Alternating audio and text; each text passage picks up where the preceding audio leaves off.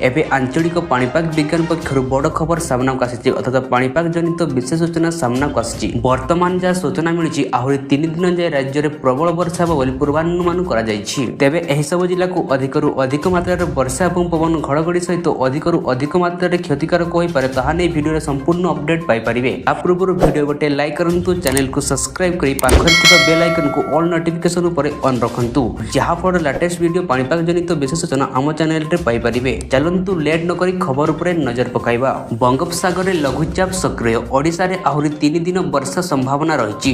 बंगोपसागर रे सक्रिय रहितबा लघुचाप प्रभाव रे ओडिशा रे वर्षा जारी रही। आहरी 3 दिन जाए राज्य में प्रबल वर्षा हो पूर्वानुमान कर बुधवार दिन वर्षा 12 जिला को येलो वार्निंग जारी कर भुवनेश्वर आंचलिक पाणीपाग केन्द्र पक्षर सूचना दी जाएगी। पाणीपाग केन्द्र सूचना अनुसार बुधवार दिन येलो वार्निंग जारी रही जिलागुड़िक मध्य बरगढ़, झारसुगुड़ा, सुंदरगढ़, संबलपुर, देवगढ़, अनुगुल, ढेंकानाल, जाजपुर, भद्रक, बालेश्वर, केन्दुझर, मयूरभंज सामिल रही। किछि जिले में प्रबल अति प्रबल वर्षा होबार संभावना रही। सेहीपरि वर्षा जोगु अनेक स्थान में जलबंदी समस्या उपजिबा मध्य आशंका थिबा सतर्क करा जायछि।